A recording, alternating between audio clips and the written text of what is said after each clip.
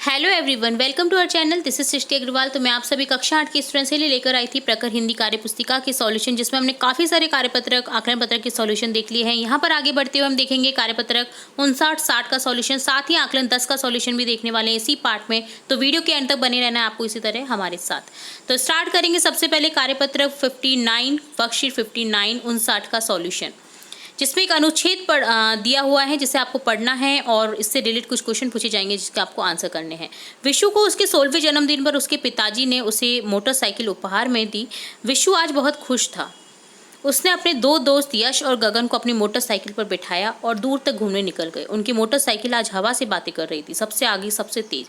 तभी सामने के मोड़ से आ रही एक गाड़ी से उनकी मोटरसाइकिल तेजी से टकरा गई। तीनों मित्र सड़क पर गिरकर दूर तक घिसटकर चले गए। उनको गंभीर चोटें लगी। तीनों ने हेलमेट नहीं पहना था, जिससे उनके सिर पर भी गंभीर चोटें लगी। उनके माता पिता बहुत दुखी हुए। ये आपको ध्यान रखना चाहिए, आप चाहे छोटे हो बड़े हो कैसे भी हो, आपको हेलमेट का यूज़ करना चाहिए। और अच्छी क्वालिटी का हेलमेट अगर आप एक ही बार में ले लेते हैं तो वो आपके सिर से नहीं निकलेगा, उसकी चूर चूर होने की भी संभावना कम रहती है ISI वाले हेलमेट लेने से। ठीक है, तो आप ये ध्यान रखें कि आपका हेलमेट बहुत अच्छा हो, क्योंकि ज़्यादातर जो डेथ्स होती हैं, जो मृत्यु होती हैं, वो ज़्यादातर सिर फटने के कारण होती है। तो सिर अगर आपका बच गया है तो हाथ पैर तो फिर भी ठीक हो जाएंगे, सिर अगर फट गया है तो आपको कोई नहीं बचा सकता है। ठीक है, तो आपको हेलमेट पहनना बहुत अति आवश्यक है अगर आप बाइक पर जा रहे हैं तो। और आप तेज़ स्पीड ना रखें। आप 60-80 तक स्पीड कर सकते हैं, बट अगर 100 से ऊपर आप स्पीड रखेंगे तो आगे आने वाली जो आपकी गाड़ियां हैं, आपके सामने से जो आ रही हैं, या आप रॉन्ग साइड में जा रहे हैं, तो आपकी टकराने की संभावना बहुत बढ़ जाती है, जिसके कारण आप अपने जो जीवन काल है उसे समाप्त भी कर सकते हैं। तो जिससे आपके पेरेंट्स भी दुखी होंगे। ठीक है, आपको तो कुछ नहीं है, आप तो बस गिर जाएंगे या मर जाएंगे, बट आपके जो पेरेंट्स हैं, आपके जो रिलेटिव्स हैं, उनको बहुत दुख होगा अगर आप इस तरह की हरकतें करेंगे। तो आपको ये ध्यान रखना चाहिए, अगर बाइक पे जा रहे हैं तो नियमित रूप से आपको हेलमेट लगाना ही लगाना है। आप गाड़ी में हैं तो सीट बेल्ट लगाएं और आप हेलमेट का यूज़ ज़रूर करें, और इसके साथ ही आप अपनी स्पीड को लिमिट में रखें। ठीक है, तो यहाँ क्वेश्चन है, विशु की दुर्घटना का प्रमुख कारण क्या था, स्पष्ट करें। विशु की दुर्घटना का प्रमुख कारण तेज रफ्तार से मोटरसाइकिल चलाना था और हेलमेट भी नहीं पहन रखा था। आजकल अधिकतर युवाओं द्वारा असावधानी से वाहन चलाए जा रहे हैं। इसका दुष्परिणाम उनके परिवारजन को किस प्रकार भुगतना पड़ता है, स्पष्ट कीजिए। परिवारजन गंभीर दुर्घटना के कारण अपने सदस्य को खो बैठते हैं, और कोई अपना कमाऊ बेटा तो कोई पति, कोई भाई आदि को खो बैठते हैं। सड़क पार करते समय किन किन बातों का ध्यान रखना चाहिए। सड़क पार करते समय जेब्रा क्रॉसिंग का प्रयोग करना चाहिए। दाएं बाएं देखकर सड़क पार करनी चाहिए। सड़क पार करते समय मोबाइल पर बातें नहीं करनी चाहिए, स्पेशली हेडफोन या ईयरफोन तो बिल्कुल नहीं लगाने चाहिए। आजकल बच्चे लगा देते हैं, जिसके कारण उन्हें हॉर्न की आवाज़ नहीं सुनाई देती है और वो टकरा जाते हैं किसी वाहन से। ठीक है, आपके पिताजी प्रतिदिन दोपहिया वाहन से अपने कार्यालय जाते हैं। उनके पास कौन कौन से अनिवार्य दस्तावेज होने चाहिए, लिखिए। ड्राइविंग लाइसेंस होना चाहिए, गाड़ी का रजिस्ट्रेशन सर्टिफिकेट और बीमा दस्तावेज। अपने निजी वाहन से यात्रा करने वाले किसी व्यक्ति को एक जिम्मेदार नागरिक होने के नाते आप सड़क सुरक्षा की दृष्टि से क्या क्या सुझाव देना चाहेंगे। तो हम सुझाव देना चाहेंगे कि यातायात के नियम का पालन करें, शराब पीकर गाड़ी ना चलाएं, गाड़ी चलाते समय मोबाइल का प्रयोग ना करें। निम्नलिखित संकेत हमें क्या संदेश देते हैं, ये देखिए। पी को क्रॉस किया हुआ है अर्थात नो पार्किंग, दोनों तरफ एरो कर रखा है, यानी दो तरफ का आने जाने का रास्ता है। यहाँ पर जेब्रा क्रॉसिंग है, यहाँ पर देखिए जेब्रा क्रॉसिंग जिसपे एक आदमी चलता हुआ नजर आ रहा है, यानी कि ये जेब्रा क्रॉसिंग है। यहाँ से रोड क्रॉस करने के लिए सुविधा उपलब्ध कराई गई है। और यहाँ पर देखिए यू टर्न को क्रॉस किया गया है, यानी कि यू टर्न नहीं है, यानी नो यू टर्न है, आप मुड़ नहीं सकते हैं।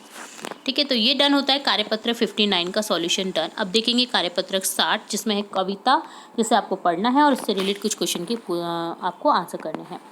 चिट्ठी में है मन का प्यार, चिट्ठी है घर का अखबार, इसमें सुख दुख की है बातें, प्यार भरी इसमें सौगातें। कितने दिन कितनी ही रातें तय कर आई मीलों पार, यह आई मम्मी की चिट्ठी, लिखा उन्होंने प्यारी किट्टी, मेहनत से तुम पढ़ना बेटी, पढ़ लिख कर होगी होशियार।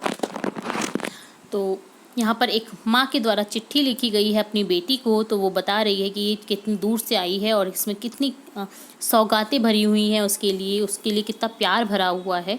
तो यहाँ पर क्वेश्चन है, चिट्ठी में किस प्रकार की बातें होती हैं। तो घर का अखबार किसे कहा गया है, प्यारी किट्टी को चिट्ठी किसने लिखी है, मम्मी ने चिट्ठी में क्या लिखा है।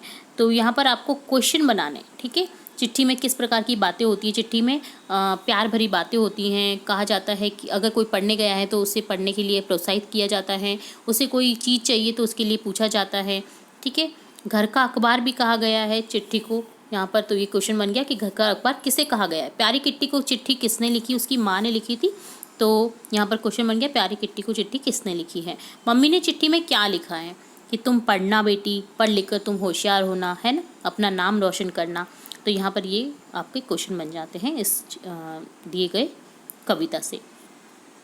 सेकंड है गद्यांश को पढ़कर नीचे दिए गए उदाहरण के अनुसार प्रश्न बनाकर लिखिए। तो आपको उदाहरण दिया हुआ है, उसके अकॉर्डिंग आपको भी क्वेश्चन बनाने हैं। तो गद्यांश को रीड करते हैं। जवाहरलाल नेहरू आज़ाद भारत के प्रथम प्रधानमंत्री थे। बच्चों से उन्हें बेहद लगाव था। ये चाचा नेहरू के नाम से जाने जाते हैं। इनकी बेटी इंदिरा गांधी जब 10 वर्ष की थी तो नेहरू जी ने उन्हें अनेक चिट्ठी लिखी। इसमें बताया गया है कि पृथ्वी की शुरुआत कैसे हुई और मनुष्य ने अपने आप को कैसे धीरे धीरे समझा पहचाना। ये चिट्ठियां बच्चों में अपने आसपास की दुनिया के बारे में सोचने समझने और जानने की उत्सुकता पैदा करती है। नेहरू जी को अपने देश के बारे में बोलने बताने में विशेष आनंद आता था।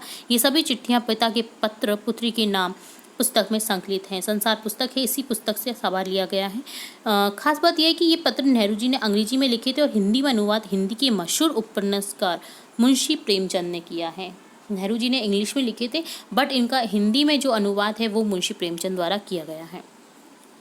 तो जैसे क्वेश्चन बनाया है, नेहरू जी ने अपनी बेटी इंदिरा को लिखे पत्र में किसके बारे में बताया गया है, भारत के बारे में ना।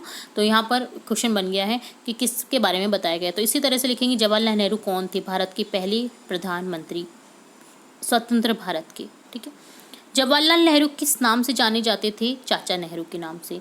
चाचा नेहरू की लिखी चिट्ठियाँ किस में संकलित हैं। ठीक है, तो ये आपको बताना है कि किस में संकलित है। तो ये बन गया पिता के पत्र पुत्री के नाम पुस्तक में। ठीक है, तो इस तरह से आपको क्वेश्चन बनाने थे। तो ये डन होता है कार्यपत्रक 60 का सॉल्यूशन। अब देखेंगे आकलन पत्रक 10 का सॉल्यूशन। निम्नलिखित वाक्य में क्रियापद है, बच्चा तेज दौड़ रहा है, दौड़ना क्रियापद हो गया। तो ऑप्शन 3 करेक्ट हो जाएगा। हरी ने मुझे एक पुस्तक उपहार में दी। इस वाक्य में काल है, दी यानी दी थी। ठीक है, दे चुका वो पुस्तक, तो यहाँ पर ये भूतकाल हो जाएगा। स्वतंत्र भारत के प्रथम प्रधानमंत्री थे पंडित जवाहरलाल नेहरू और राष्ट्रपति कौन थे, राजेंद्र प्रसाद। निम्नलिखित वाक्यों को कोष्टक में लिखे अनुसार काल में बदलिए। देखिए, सीता घूमने जा रही है, इसे भूतकाल में बदलेंगे। सीता घूमने जा रही थी। तुम खेलने गई थी, वर्तमान काल में होगा तुम खेल रही हो। यह मेरा खेल था, भविष्य काल में हो जाएगा यह मेरा खेल होगा। सॉरी, खेल नहीं, खेत। यह मेरा खेत था, तो यहाँ भविष्य काल में हो जाएगा यह मेरा खेत होगा। आपके विद्यालय में 26 जनवरी का उत्सव मनाया गया है। इस उत्सव को समाचार पत्र में छपवाना है।